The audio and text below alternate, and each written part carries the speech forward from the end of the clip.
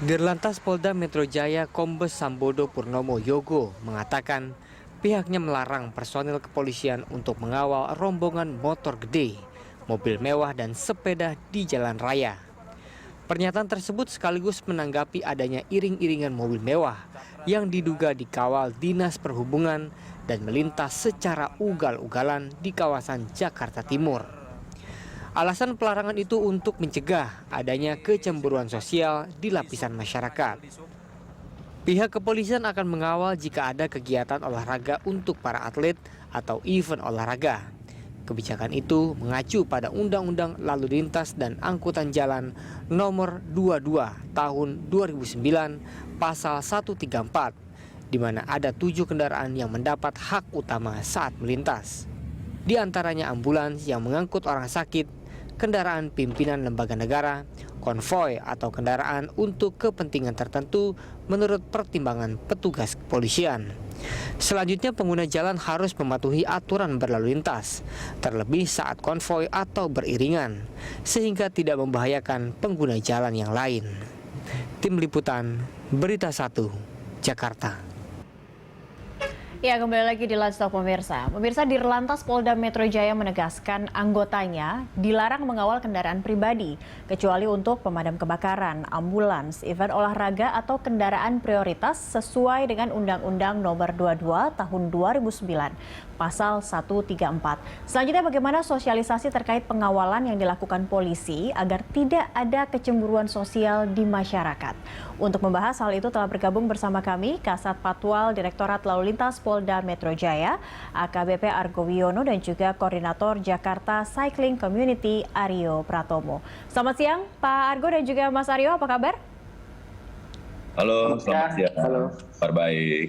Alhamdulillah kabar baik. Baik, saya ke Pak Argo terlebih dahulu. Ini pembahasan kita hari ini juga mengemuka karena belum lama ini sempat viral juga beredar di media sosial, ada mobil mewah ini dikawal oleh mungkin bukan kepolisian begitu ya, tapi dia ugal-ugalan di jalanan dan juga pengawalannya ini yang menjadi sorotan. Sebenarnya untuk terkait pengawalan mungkin konvoi, kendaraan di jalan raya, sebenarnya ini wewenang siapa dan sejauh mana pengawalan ini bisa didapatkan oleh masyarakat saat mereka berkendara di jalan raya? Pak Argo. Ya, baik, terima kasih Mbak Cakri. Jadi yang pertama, sesuai dengan tugas pokok kepolisian tentunya, yang sudah termaktub dalam Undang-Undang Nomor 2 Tahun 2002, disebutkan di situ di pasal 14, salah satu tugasnya adalah menyelenggarakan Kamsel Tipcar Lantas, jadi keamanan, keselamatan, ketertiban, kelancaran di jalan. Dan di situ juga disebutkan di pasal 14 juga, itu ada kegiatan Turjawali ya, pengaturan penjagaan, pengawalan, dan patroli. Sehingga di situ sudah jelas memang petugas kepolisian memiliki kewenangan dalam tugas pengawalan. Dan kemudian juga ditambahkan juga di pasal 18, seorang anggota Polri juga memiliki kewenangan namanya diskresi kepolisian. Di mana diskresinya adalah suatu tindakan yang dilakukan oleh petugas dalam pertimbangannya ya demi kepentingan umum, itu melakukan suatu tindakan-tindakan, tapi tentunya juga tetap menganut memperhatikan mempedomani peraturan perundang-undangan, etika profesi kepolisian, sehingga setiap kegiatan diskresi tadi terlegitimasi oleh undang-undang.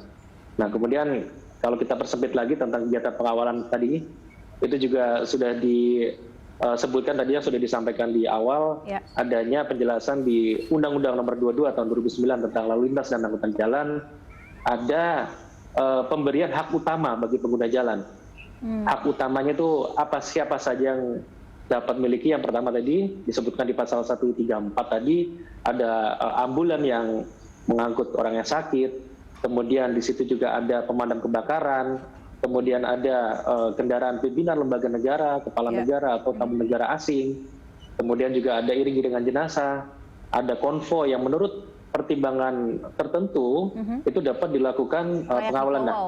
Hak utama ini tentunya juga betul-betul harus dipertimbangkan. Jadi tidak semua kegiatan pengawalan itu semau-maunya. Jadi legitimasi yang diberikan oleh polisi ini juga tentunya membawa suatu kewajiban juga tentunya harus mempertimbangkan kepentingan umum. Sehingga pada saat pengawalan-pengawalan yang berpotensi malah memberikan dampak yang negatif, yang tadi disampaikan ada kecemburuan sosial, apalagi di tengah masa pandemi ini tentunya kita betul-betul screening, kita betul-betul filter, kita betul-betul selektif prioritas sehingga tidak menimbulkan suatu ketimpangan. Contohnya tadi mungkin rombongan mobil mewah atau ada motor-motor besar yang akhirnya masyarakat memiliki persepsi yang tidak baik. Demikian Mbak Cakri. Ada aturannya, bahkan ada di pasalnya begitu, dan keinginannya adalah agar aktivitas pengawalan dan patroli ini betul-betul terlegitimasi karena memang ada pasalnya. Tapi kalau misal bisa diinformasikan begitu Pak Argo, sebenarnya kondisi yang terjadi kemarin dengan konvoi mobil mewah ini seperti apa sih Pak? Memang selain ugal-ugalannya dan selain pengawalannya ada hal lain yang tidak sesuaikah dengan aturan terkait pengawalan kendaraan begitu di jalan raya, Pak Argo? Ya, jadi tadi disampaikan sudah jelas disebutkan di pasal 134 bahwa konvoi ini hak utama pengguna jalan ini tentunya juga harus mempertimbangkan beberapa hal. Itu juga dijelaskan di pasal 135 bahwa hak utama ini juga harus tetap dilakukan pengawalan oleh petugas. Ya mungkin kalau kita melihat kenapa kok misalnya ambulan nggak dikawal, itu kan keterbatasan personil dan ambulan sendiri juga sudah diberikan fasilitas menggunakan sirine ya, pemadam kebakaran juga. Tapi untuk yang lain-lainnya walaupun di situ mungkin ada instansi atau petugas yang lain yang mungkin memiliki sirine juga, tetap harus. Jadi sudah jelaskan bagi yang memiliki hak utama tadi harus tetap dilakukan pengawalan oleh petugas polisian, jadi tidak boleh sendiri sebetulnya. Nah, jadi itu mungkin masyarakat karena ketidaktahuan atau mungkin sekarang ini juga banyak marak berkembang ada jasa-jasa pengawalan, itu sebetulnya memang tidak boleh ya. Tapi ya tadi kalau kita melihat secara sosial kondisi kan nggak mungkin ada ambulan dikawal kemudian kita berhentikan. Di sisi secara kemanusiaan juga itu masih kita pertimbangan, tapi sebetulnya memang tidak boleh karena tadi ketiga kompetensi pengawalan ini orang itu tidak memiliki, dia tidak tahu kapan harus jalan,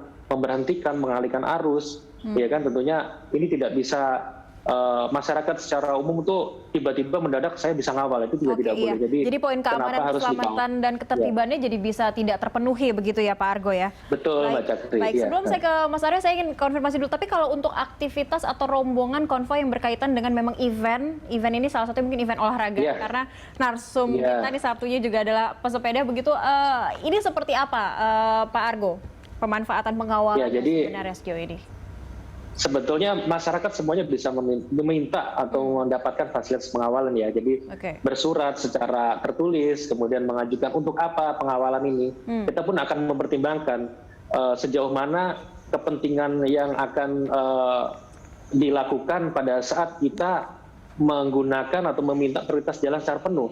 Karena tentunya di situ ada hak-hak masyarakat umum, hak-hak pengguna jalan yang akan kita minta, ya kan? Karena pada saat kita meminta hak utama tadi, tentunya sebagiannya akan merasa keberatan karena tadi pada saat polisi atau petugas melakukan pengawalan, disitulah pengguna jalan itu wajib hukumnya untuk memprioritaskan si petugas tersebut. Jadi kita betul-betul screening sejauh mana kepentingannya. Kalau memang tadi disampaikan untuk skala nasional, event besar atau memang berpotensi mengganggu kelancaran lalu lintas, tentunya pasti akan kita lakukan pengawalan. Ada konsekuensinya begitu yang sudah pasti sebagai pengguna jalan yang tidak dikawal akan merasa terganggu. Baik, saya ke Mas Aryo. Betul. Mas Aryo, ini sebagai pesepeda, apalagi sekarang teman-teman sudah banyak yang beralih, ini banyak yang menjadi pesepeda. Kalau tidak salah nih sebutannya, ini informasi dari teman saya, peloton road bike begitu ya kalau tidak salah ya, kalau untuk road bike ya. Teman-teman ini suka memanfaatkan pengawalan juga tidak sih? Atau mungkin punya batasan-batasan saat kita bersepeda, kita sudah mengerti soal keamanan berbagi jalan dengan pengguna lain, atau memang ada kebutuhan tertentu yang kita nampaknya hari ini bersepeda butuh pengawalan? Seperti apa sebenarnya teman-teman memanfaatkan ini?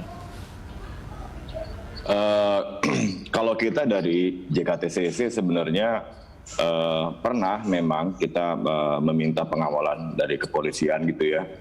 Tapi untuk yang jaraknya lumayan jauh, misalnya waktu itu kita pernah bikin event Jakarta-Bandung, atau kita bikin keluar kota juga Jakarta-Bogor, yang jaraknya lumayan jauh dan memang itu sifatnya keluar kota ya. Itu satu pertimbangan kita. Yang kedua, kalau misalnya jumlahnya banyak, 2019 sebelum pandemi ya, itu biasa kita tiap akhir tahun atau di tengah-tengah tahun kita juga bikin event. Dan itu rombongannya itu bisa sampai 100 orang lebih. Nah biasanya kita kalau sudah yang pelotonnya itu besar, kita selalu minta pengawalan sih. Ya pertimbangannya simpel aja demi menjaga keamanan, keselamatan dan hal-hal yang gitu ya? betul lebih ke situ aja sih. Tapi kalau untuk hari-hari, kalau kita cuman grup kecil atau medium gitu ya, kita emang bisa dibilang hampir nggak pernah sih untuk meminta pengawalan. Kecuali yaitu tadi keluar kota atau memang yang grupnya itu besar. Ini artinya gitu. Boleh saya katakan sudah sesuai aturan nih, memanfaatkannya di saat ada event saja, dan memang ini event olahraga ya, begitu ya, dan mengumpulkan banyak orang. Tapi kalau mungkin Mas Aryo juga punya pengalaman dengan teman-teman pesepeda yang lain yang mungkin bukan satu komunitas atau olahraga lain yang menggunakan sharing jalan raya begitu. Anda melihatnya seperti apa dengan pengawalan yang dilakukan oleh pihak kepolisian terhadap kegiatan mereka? Masih sering terjadi tidak? Memang ada, dan itu bukan hanya dari kepolisian, ada juga yang menggunakan kendaraan pribadi gitu ya, pengawal pribadi, ada juga yang pakai kepolisian. Sebenarnya kalau dari saya pribadi ya, itu sih kembali ke komunitas masing-masing lah. Selama memang tidak mengganggu jalanan aja. Seringkali juga kejadian grupnya tidak terlalu besar, tapi si pengawalnya itu di belakang justru ngambil jalan di sebelah kanan, bukannya dia mengamankan malah bikin macet jalan yang lain. Jadi ya ini juga kejadian sih, maksudnya saya juga menghimbau ya buat teman-teman yang kalau misalnya mau bawa mobil pribadi buat dikawal dari belakang, ya bawa ya di sebelah kiri gitu, karena kita aja concern, jangan cuma gara-gara begitu terus kita jadi disebelin sama pengendara lain kan. Benar, maunya olahraga akhirnya jadi nggak bisa olahraga gitu ya. Baik. Betul. Intinya sama-sama menghormati pengguna jalan yang lain, karena sebenarnya mungkin hati kecil mereka ada merasa terganggu karena harus sharing kendaraan dengan teman-teman yang menggunakan jalan juga, tapi yang penting menaati peraturan. Ini ada hal yang menarik tadi, patwal juga bisa berasal dari non-polisi. Ini kita akan bahas di segmen berikutnya. Tetaplah bersama kami pemirsa, Line Talk akan segera kembali usai jeda.